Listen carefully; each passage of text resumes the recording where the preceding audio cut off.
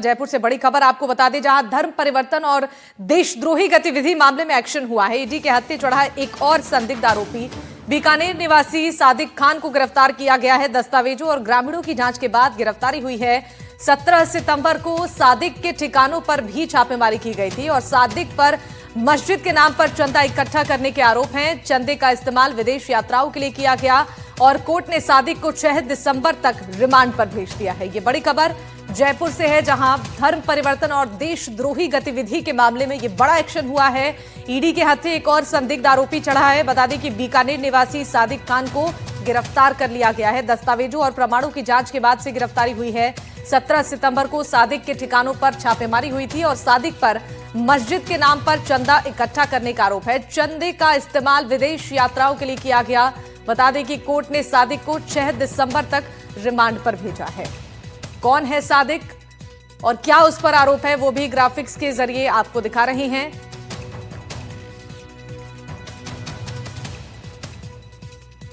तो सादिक कौन है और उस पर क्या आरोप है, देखिए ग्राफिक्स के जरिए आपको दिखा रहे हैं। पूरा नाम मोहम्मद सदीक उर्फ सादिक खान है और अल फुरकान एजुकेशनल ट्रस्ट की स्थापना की। ट्रस्ट के तहत मस्जिद आशाया संचालित होती है और ट्रस्ट में भारी मात्रा में कैश में दान लिया जाता था और कैश का कोई हिसाब किताब तैयार नहीं होता था। पैसों को सदीक खान अपनी इच्छा से खर्च करता था और विदेश दौरे, इसके अलावा जो संदिग्ध व्यक्तियों से मुलाकातें थी उसमें इन पैसों को खर्च किया जाता था। ट्रस्ट का पैसा अवैध कारोबार में लगाया जाता था और पैसा सामाजिक या शैक्षिक उद्देश्य में खर्च नहीं होता था। अब जब जांच पड़ताल हुई है तो ये तमाम खुलासे इस पूरे मामले में हुए हैं। धर्म परिवर्तन और देशद्रोही गतिविधि में शामिल होने का मामला बताया जा रहा है। बीकानेर निवासी सादिक खान को गिरफ्तार कर लिया गया है। पूरा नाम मोहम्मद सदीक उर्फ सादिक खान है। बता दें कि इस पूरे मामले में कई ऐसे दस्तावेज भी बरामद हुए हैं। ईडी के हत्थे एक और संदिग्ध आरोपी चढ़ा है जिससे पूछताछ की जा रही है।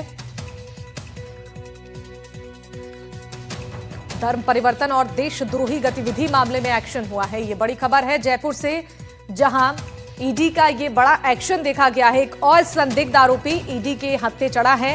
बीकानेर का निवासी बताया जा रहा है सादिक खान, जिसे ईडी ने रिमांड पर लेकर पूछताछ शुरू कर दी है। धर्म परिवर्तन का मामला जुड़ा हुआ है इससे और संदिग्ध आरोपी जिसे तमाम इस पर आरोप है कि चंदा इकट्ठा कर और विदेश यात्रा में इन पैसों को खर्च किया जा रहा था।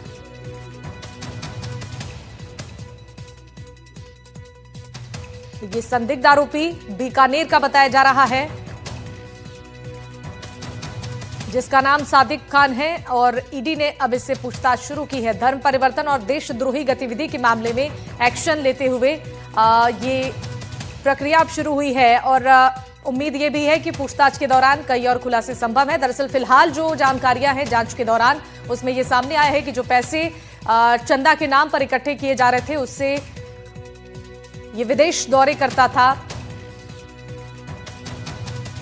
बीकानेर निवासी सादिक खान, जिसकी गिरफ्तारी इसके बाद अब कई सवाल खड़े हो रहे हैं कि कितने लोग इसमें शामिल थे और कितने लोग इनके साथ जुड़े हुए हैं।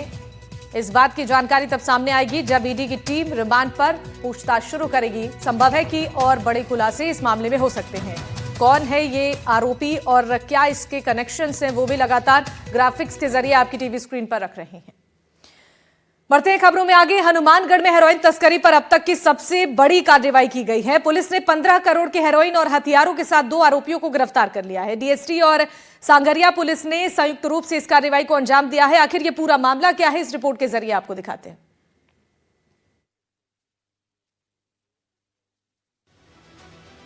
हनुमानगढ़ पुलिस को नशा तस्करी के खिलाफ बड़ी सफलता मिली है। तस्करों के पास से 3 किलो 8 ग्राम हेरोइन, 2 विदेशी पिस्टल, 14 जिंदा कारतूस और एक लग्जरी कार बरामद की गई है। ऐसा माना जा रहा है कि ये हेरोइन पर जिले में अब तक की सबसे बड़ी कार्रवाई है। आपको बता दें कि तस्करी के तार पाकिस्तान से जुड़े होने की आशंका है। डीएसटी और सांगरिया पुलिस की संयुक्त कार्रवाई के बाद आरोपियों को गिरफ्तार किया गया। जांच में सामने आया है कि ये लगातार विदेश में बैठे हैंडलर से निर्देश ले रहे थे। जांच में ये भी अंदेशा जताया गया है कि हथियार और ड्रग्स पाकिस्तान से भारत में सप्लाई हुए हैं। हनुमानगढ़ एसपी हरिशंकर ने बताया कि अवैध हथियार और हेरोइन तस्करी के मामले में भूपेंद्र सिंह और नासिर से नशे और हथियार की खरीद फरोख्त को लेकर पूछताछ की जा रही है। हनुमानगढ़ डिस्ट्रिक्ट स्पेशल टीम और खनरिया थाना टीम के द्वारा एक जॉइंट कार्रवाई की गई, जिसमें अंतर्राज्यीय हथियार तस्करी और ड्रग तस्करी के जो गिरोह है उसके खिलाफ कार्रवाई की गई। ये नगराना टोल के पास में एक जगह है संगरिया थाने में। तो हमारी टीम के द्वारा ये कार्रवाई की गई, जिसमें 2 पिस्टल जो अत्याधुनिक विदेशी पिस्टल हैं और 14 कारतूस, 3 मैगजीन, 3 किलो 8 ग्राम हेरोइन, जिसकी लगभग बाजार कीमत 15 करोड़ है, उसको 2 आरोपियों से जब्त किया गया। एक आरोपी नासिर राजस्थान में जो डीग जिला है वहां से है, और एक आरोपी पंजाब में संगत है वहां से है। तो ये 2 आरोपी हमने टाटा हैरियर गाड़ी है उसके साथ में इनको गिरफ्तार किया है और अग्रिम कार्रवाई की जा रही है। आपको बता दें कि भूपेंद्र पर पंजाब, राजस्थान में आधा दर्जन से ज्यादा मुकदमे दर्ज हैं। दूसरी तरफ नासिर डीग जिले का कुख्यात बदमाश है। नासिर अंतर्राष्ट्रीय चोर गिरोह का सक्रिय सदस्य है, जिसके खिलाफ चोरी, लूट, डकैती, हत्या के प्रयास और आर्म्स एक्ट के दर्जनों केस दर्ज हैं। गुजरात एटीएस और एजेंसियों की जांच में ये पहले भी सामने आ चुका है कि हनुमानगढ़ से गुजरने वाली भारतमाला रोड अब नशा और हथियार तस्करी का सेफ कॉरिडोर बन चुकी है। ये रोड पंजाब के अमृतसर से शुरू होकर राजस्थान होते हुए गुजरात तक जाती है। बीच के कई हिस्सों में स्थायी चौकियों और सघन निगरानी का अभाव है, जिसका फायदा तस्कर उठा रहे हैं। इसी मार्ग से अफीम, पोस्त, शराब और हेरोइन की बड़ी खेपें पहले भी पकड़ी जा चुकी हैं। पुलिस को शक है कि ये हथियार और ड्रग्स पाकिस्तान से सप्लाई किए गए हैं, क्योंकि इससे पहले भी पाकिस्तान की तरफ से ड्रोन की मदद लेकर कई बार इस तरह की हरकतें की गई हैं। अब पूरा सच क्या है, ये तो जांच के बाद ही पता चल पाएगा। फिलहाल पुलिस पकड़े गए दोनों आरोपियों से पूछताछ में जुटी है। ये जो कार्रवाई है, इसमें जो डीएसटी है वो लगभग पिछले 1.5 महीने से इस पे एक्सरसाइज कर रही थी, और आखिरकार कल रात को जो डीएसटी टीम है उन्होंने संगरिया पुलिस के साथ इस पूरी कार्रवाई को अंजाम दिया। इस कार्रवाई के अंदर जो डीएसटी के जो एफसी है साहब राम, उनकी विशेष भूमिका रही है। और हनुमानगढ़ पुलिस अधीक्षक का कहना है कि जिस भी टीम ने इस पूरी जो शानदार कार्रवाई को अंजाम दिया है, पुलिस अपने अनुसार इनको जो भी इनके प्रोत्साहन के लिए जो भी होगा वो भी करने से पीछे नहीं हटेगी। लेकिन निश्चित तौर पर जिस तरह से हेरोइन और हथियारों की ये जो पूरी खेप बरामद हुई है, ये पुलिस के लिए निश्चित तौर पर एक सफलता के तौर पर देखी जा सकती है। वहीं हनुमानगढ़ क्षेत्र के लिए एक बड़ी चिंता का सबब बनती हुई नजर आ रही है। एनडीटीवी के लिए मनीष शर्मा, हनुमानगढ़। आगे जयपुर से बड़ी खबर होगी, जहां मेडिकल सिस्टम में घुसपैठ पर एक बड़ी कार्रवाई को अंजाम दिया गया है। एसओजी के हत्थे चढ़े 3 फर्जी डॉक्टर और फर्जी प्रमाण पत्र बनवाकर इंटर्नशिप कर रहे थे। सरकारी मेडिकल कॉलेज में ये इंटर्नशिप कर रहे थे। विदेश से मेडिकल की डिग्री भी हासिल की थी और एफएमजी की परीक्षा नहीं पास कर पाए थे। परीक्षा पास नहीं करने पर फर्जी सर्टिफिकेट बनवाया गया था। आरोपियों को न्यायालय में पेश किया गया है। दौसा जिले के रहने वाले हैं तीनों फर्जी डॉक्टर। एसओजी ने बड़ी कार्रवाई की है। 3 फर्जी डॉक्टर एसओजी के हत्थे चढ़े हैं। मेडिकल सिस्टम में घुसपैठ पर यह बड़ी कार्रवाई। फर्जी प्रमाण पत्र बनवाकर इंटर्नशिप कर रहे थे। सरकारी मेडिकल कॉलेज में इंटर्नशिप कर रहे थे। विदेश से मेडिकल की डिग्री हासिल की थी और एसओजी की कार्रवाई में यह बड़ी सफलता मिली है। 3 फर्जी डॉक्टर एसओजी के हत्थे चढ़े हैं।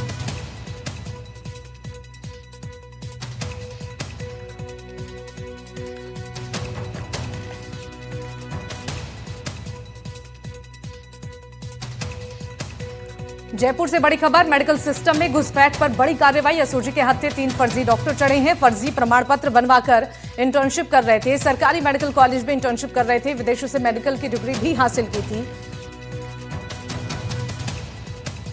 इस खबर पर ज्यादा जानकारी देने के लिए वीरेंद्र हमारे साथ लाइव जुड़ चुके हैं। वीरेंद्र, मेडिकल सिस्टम में घुसपैठ पर यह बड़ी कार्रवाई हुई है, जरा बताइए क्या कुछ एक्शन लिया गया है? देखिए शिवानी, आपको बताना चाहिए कि ये जो फर्जी डॉक्टर्स का मामला है, ये इससे पूर्व के अंदर भी आपने देखा होगा। एनडीटीवी ने भी खुलासा किया था कि किस तरीके से जो है फर्जी डिग्रियां लेकर जो है जो लोग रहते हैं, जो जनता रहते हैं, उनके सेहत के साथ खिलवाड़ करते हुए दिखाई पड़ते हैं। और इसी को लेकर एक हमने स्टिंग ऑपरेशन किया था, उसके अंदर भी कई फर्जी डॉक्टरों का जो कह सकते हैं नाम सामने आया था। लेकिन एक बार फिर से जो है एसओजी के हत्थे चले हैं 3 डॉक्टर, जो जॉर्जिया से पीयूष नाम का जो एक फर्जी डॉक्टर होता है, उसके द्वारा जो है 3 बार एफएमजीई की जो एग्जाम होती है वो क्लियर नहीं कर पाता है। 3 बार वो फेल हो जाता है और उसके बाद जो है वो एक गैंग के साथ जुड़ता है और वो गैंग जो है फर्जी तरीके से जो है इंटर्नशिप करने के जो डॉक्यूमेंट्स होते हैं वो तैयार करवाते हैं, और उस डॉक्यूमेंट्स के आधार पे जो है सरकारी अस्पताल के अंदर वो इसी तरीके से जो है जो फर्जी तरीके से इंटर्नशिप करते हुए पाए जाते हैं। और उस सूचना के आधार पे जब एसओजी के द्वारा कार्रवाई की जाती है तो 3 डॉक्टर्स का नाम आता है, और तीनों डॉक्टर्स जो हैं दौसा के रहने वाले बताए जा रहे हैं, जिसके अंदर बताया ये जा रहा है कि 16-16 लाख रुपए के अंदर जो है फर्जी डॉक्यूमेंट्स हैं उनके द्वारा तैयार किए जाते हैं। और इसके साथ ही आपको बता दें कि एसओजी के द्वारा जो ये एक्शन लिया गया है उस एक्शन के अंदर 3 फर्जी डॉक्टरों का नाम आया है, जिसके अंदर मुख्य भूमिका के अंदर पीयूष नाम का जो 2022 के अंदर जॉर्जिया के अंदर जो एमबीबीएस कर रहा था उसका नाम सबसे पहले है, और उसके बाद जो देवेंद्र नाम का एक व्यक्ति है उसका भी नाम आया है। इसके साथ ही आपको बता दें कि ये जो एग्जाम है उस एग्जाम की क्लियर होने के बाद ही जो है भारत के अंदर आप इंटर्नशिप कर सकते हैं, क्योंकि उनके द्वारा जो है ना तो एमबीबीएस पूरी की गई थी, क्योंकि जो एमबीबीएस की जो एग्जाम होती है उसके 3 बार जो है अटेम्प्ट किए गए थे पीयूष के द्वारा, और तीनों बार वो फेल हो जाता है। उसके बाद जो है इस तरीके से जो है फर्जी प्रमाण पत्र बनाता है, और उन फर्जी प्रमाण पत्रों के आधार पे वो सरकारी अस्पताल के अंदर जो है इंटर्नशिप करता हुआ पाया जाता है। तो यानी कुल मिलाकर जो है एसओजी है इस तरीके के जो फर्जी डॉक्टर होते हैं उनके खिलाफ एक्शन लेती हुई दिखाई दे रही है। और इससे आपको बता दें कि कई ऐसे जो कह सकते हैं कि हजारों की संख्या में जो स्टूडेंट्स हैं वो विदेशों के अंदर जाकर डॉक्टर एमबीबीएस करते हैं, लेकिन अगर आप भारत में आएंगे तो आपको एक एग्जाम क्लियर होती है जिसको एफएमजेई कहा जाता है, और वो एग्जाम अगर आपकी क्लियर नहीं होती बिल्कुल वीरेंद्र, तो यही खुलासा हुआ है जिसमें ये बड़ी जानकारी सामने आई है। बहुत शुक्रिया तमाम जानकारी देने के लिए आपका।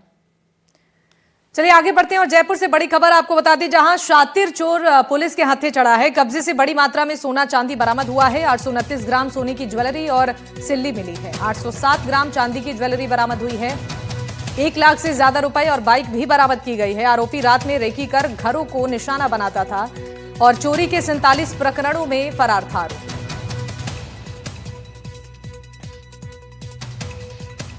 उसका पता चला कि वो जुन्नू इलाके में गुड़ा गौर की कहना पाएगा। हमारी टीम ने दबिश दी वहाँ पर और उसको दस्तयाब किया।